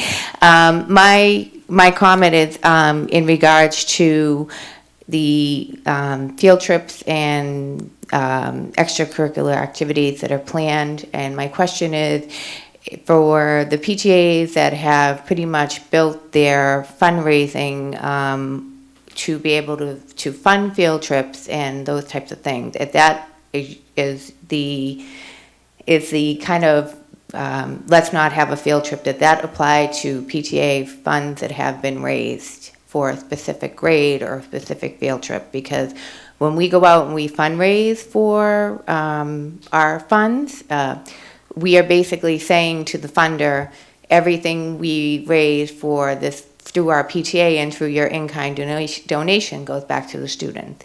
And pretty much all of that is decided upon back in August. So what I am asking is that I understand there's a big budget crunch, and I can speak for the two PTAs that I sit on the board for, that yes, we will be helping with supplies. With one of them, we already do so. But what I am asking tonight is that if we can finish the year off with what we have planned and what we have already raised funds for, and then let's sit down in June and let's start going after those grants that you are going to need in terms of supplies, that you can get through the PTAs. So my question really is, let's finish off the year with what the funds we have raised for those specific events for the year. I understand the budget situation, and I hope it changes, but we have gone out and we have volunteered our time to raise the funds for these kids, to have things that are already set in stone that the kids are kind of looking forward to. And then my other question to you is that one of the PTAs, I think if not two in the city, are their own tax exemption organization. So basically they can donate money back to the school if they want to, because they are a tax exempt organization and they raise the funds on their own to do what they want with them. So I guess is my just a thought to think about is to let us go ahead with what we have planned, and let's sit down collectively about how we can kind of work towards next year. But like I said, let us continue on with what we have already fundraised for and what we have already set the wheels in motion for this year for all of the PTAs in the city, because it is a lot of work and we're all going to the same pot. So that's just my comment. So I want to first say that we couldn't do the work that we do without our PTAs. And believe me that no one misunderstands how hard parents work to do the fundraising, to arrange these opportunities for kids. And 99 out of 100, although I wish we had 100 active PTA parents, we might not, but I'll say the vast majority of our active PTA parents are doing these things to help other kids than their own. They don't have their own kids in mind when they're doing this, because most often our active PTA participants provide these opportunities for their own kids. And we certainly understand the value that they have. It's a challenge for me because even though it looks like a cost of a field trip is entirely covered by a PTA, there are other costs to the school that aren't considered. And some of them are costs around cultural things of which grade level is able to go on a field trip and which grade level isn't. And when we come to times like we're in right now, where budgets really are tight, we have to draw lines. And when we have to draw lines, they absolutely make people feel uncomfortable, and they dishonor some of the work that people have already done. There are countless teachers as well who have done work with their clubs and activities and their student groups all year long, prepping kids for culminating activities that may not be supported this year.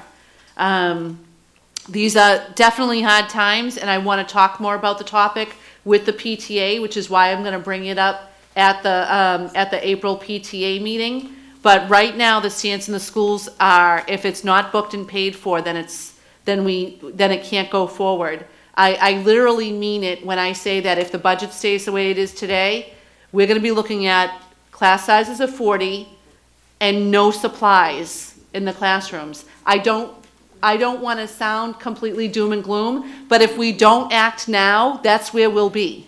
And that, to me, is much more critical than a field trip experience that a group of kids might have this spring. I feel like we can deliver at least part of that experience in district at cheaper cost with some of the talented parents and professionals that we have around the community, that all of us should be working together to try to engage folks that way and give kids experiences where the PTA funds, which by the way, belong to the PTAs. I mean, I have no right, no authority over PTA money whatsoever. What the PTAs decide to do with their money is their prerogative, 100%. But I have to look at what's best for the district, and one of those things that I think right now is best for the district is to stop for right now until we can get any kind of other budget news, planning new field trips and the expense that goes with them. So my last question is this, because there was some extensive fundraising for, so one of the PTAs I serve on, part of our fundraising goes towards field trips. So pretty much all of the field trips have been paid for. Mr. Chairman? I just would hate to see that go away. Mrs. Sinella. Through you to the speaker, is it that you're looking for the school department to provide transportation? No, you don't. You're not paying for anything. You are not. We cover it all. We cover transportation, admissions, everything. You see, that's what I mean. I'm not asking for anything. I am just saying that we have raised the money. Next year is next year, but this year the money has already been raised. So let us fulfill our commitment for this year, and then next year, if you say, hey, all the money you make, we'd like to see a little bit kickback for paper or what, I'll be more than happy to. You know that. I mean, but I just feel as though that we have kind of gone out and put ourselves out there as saying we're raising money for the school's field trip fund, which is paid for. I mean, it's pretty much taken care of. So I have heard you. Okay. Thank you. Thank you. Thank you. Public comment? Name and address for the record? And you have 3 minutes, just a reminder. I know. Ralph DeChico, 49 Washington Street. I know Dan already told me today, he gave me a check to be short. I also want to thank everybody for the school calendar. That was something that I was pressing for. And I, too, am on the same wavelength and boat as Julie from the Paul Revere. And that's the question that I had. We do pay for our field trips, and the thing that I'm afraid of is the parents that are going to come back to us and say, well, we've had all these fundraisers for our field trips and whatnot, and we do pay for the buses.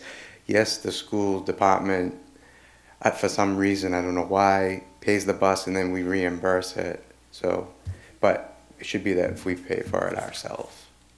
It's just this year, I can see going forward that should be frozen. It's just, it has to be put out to the parents why, and that they've already paid for all these fundraisers to pay for it. That's the only problem that I see with it. See, I told you it'd be short. Thank you, Ralph.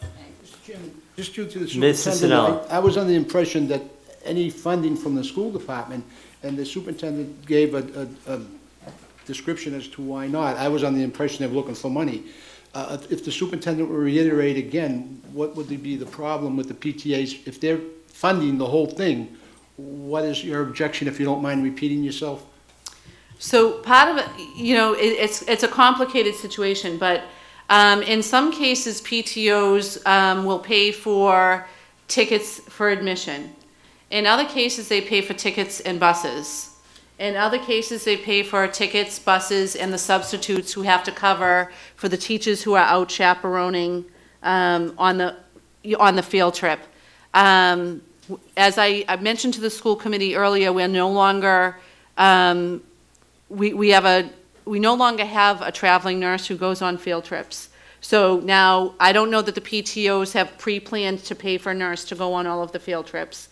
I know that some PTOs definitely have deeper purses than other PTOs do. So we also enter into a place where one PTO can say, well, we were paying for everything, so let us go on our trip. And another PTO is going to say, well, can't you just pay for the one substitute? Can't you just do the $200 for the nurse? Can't you just pay the $300 for the school bus? And we go down this road of who can and who can't, and who are the haves and who are the have-nots, and who are the have-some and who are the have-nones. And quite frankly, I feel like it just pits people against each other. I feel like we need to have one set policy. Either we do things for everybody or we don't. And when the budget is where it should be, and please, I pray every single night that we get to a place where the budget is where it should be. The school department is able to make up the difference in those schools where the funding isn't available through a PTA. I can't do that right now, because when I'm talking this year about getting an experience at Knott's Berry Farm or the Topsfield Fair, and then next year I'm talking about a class size of 40, those to me don't equate. All right, Mr. Chairman, a few years back, that was the same cry, or a unity cry, that PTAs should share their revenues. So if you had a school that raised $15,000 and a school was only capable of raising $2,000, well, the other school should kick in to bring them up. That's not how it works. If you have a school that has raised funding at no cost to the school department, and as far as teachers chaperoning, usually when we did it, I went with my kids. So I don't know if there are kids left behind, or that's something on that end of it. But any group that is paying everything, I don't understand this. It's punitive. Mr. Snella, I'm not asking any PTO to give, or PTA group to give money to another PTA group. What I'm trying to help people understand is that it might be beneficial to us if a PTO really wanted to support this. I don't mean really, but if a PTA wanted to support the schools in a way that I think we're going to have need next year, I would love for them to save the money they have and help us buy supplies and materials that we're not going to be able to afford if this budget stays where it is. But on the contrary, you're asking them not to do what they raised the money for, and then you're looking for them to donate it to the school department. You're beating a dead horse. I mean, if you want them to be productive, then don't cut their legs out from under them. Next year, they'll raise more funds. I don't know. You're talking apples and bananas here. Mr. Chairman, I'm going to make a motion that any PTA that has monies to fund in its entirety at no cost to the school department be allowed to do so. Motion, is there a second? Second. Roll call. I'm not sure I understood that. I think he wants to overrule the superintendent's decision to Mr. not Chair. have Mr. Chair? Ms. Rizzo. I truly understand where the superintendent's coming from, but I also appreciate the hard work that each and every PTA puts in to provide our students with everything they can that they normally wouldn't get in between the four walls. I can understand if you want to set a plan for next year. And I'm a parent who had my youngest son never allowed a PTA field trip at all, 12 years of school. So, I mean, I really appreciate these field trips for these students nowadays. If they raise their money and they have crossed all their T's and dotted their I's, I don't know why they should be penalized. So, We're just asking to finish up the year. yeah, I mean, no one assumed this was going to be happen, and I mean, why are we penalizing the ones that say they can fully fund it? That's what I feel bad for. Is it, Thank you, Ms. Rizzo. Is it- Ms. Ty will be first, and then Well, Ms. because Crevelisi. I'd just like to make a substitute motion, because I think this deserves a conversation rather than have us jump right now. So I would like to move that the superintendent have a conversation with the PTOs about what would be the best way to service the kids that we have, according to their plans and according to the needs of the school department, and then come back with what a recommendation is to us. I think that will make more sense, so that we can talk about this a little bit more. I mean, I know Julie, who works very hard on doing this, and Julie, you get 1 minute. Be very gracious tonight. oh, yeah. So the other thing I want to just point out is that, we don't decide the field trips, the staff decides the field trips, which is wonderful, and it's really nice to see these kids, go to the Museum of Science, and they don't pay a dime, their families don't pay a dime, because the teachers have finagled it so that they can go there. The admission cost to the museum is free, and then we pick up the buses, and there's something to be said about those kids that may never get to go to the museum, and we're being able to provide that for them for free. They don't pay for anything. So there are so many ways to get money for school supplies, and we get constant grant applications and different things sent to us because we are a national PTA organization, especially at the Whalen. But there are so many ways for us to really help you fill that gap next year. So. Thank you, Julie. Thank you. Okay, Ms. Crevelisi.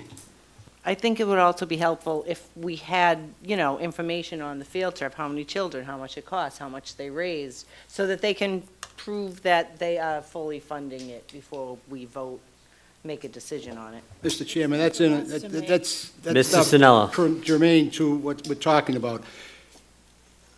What the field trip is destined for has been already chosen by the faculty. All we're trying to establish is, should the money go to a field trip, or should the money stay and buy supplies for the school? It's that simple. Mr. Mayor? Dr. Kelly. I just want to reiterate again that PTAs are free to do with their money that they raise whatever they choose to do, okay? All I can do is make suggestions to them how they can best help students and help the schools. It's only a suggestion. How they choose to spend that money is of their prerogative. Thank you, Dr. Kelly. And I think that's the most important point that can be made on this issue is that, if it's worth, and to Ms. Ty's, I think, substitute motion, if it's worth having the conversation and getting, to Ms. Gravelisi's point, all the information on the table, it's worth having the conversation and making the suggestion. At the end of the day, they can spend the money how they want. So we're going to take up, I don't know if we need to take up any motion, to be honest with you, because the PTOs can spend the money however they want. But if we want to take up the substitute motion, or... The substitute comes first. Right. Okay, so we'll take up the substitute on a roll call.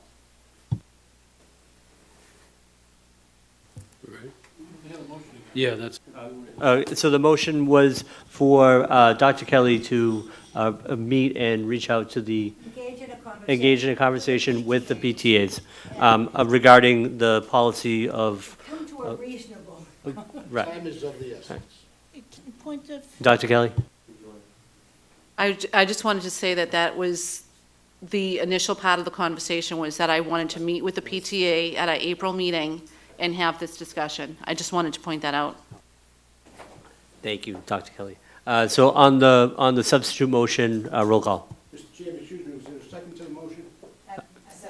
Yeah, Ms. Gravelisi, I believe, seconded. Roll call. Mr. Ferranti. Ms. Gravelisi.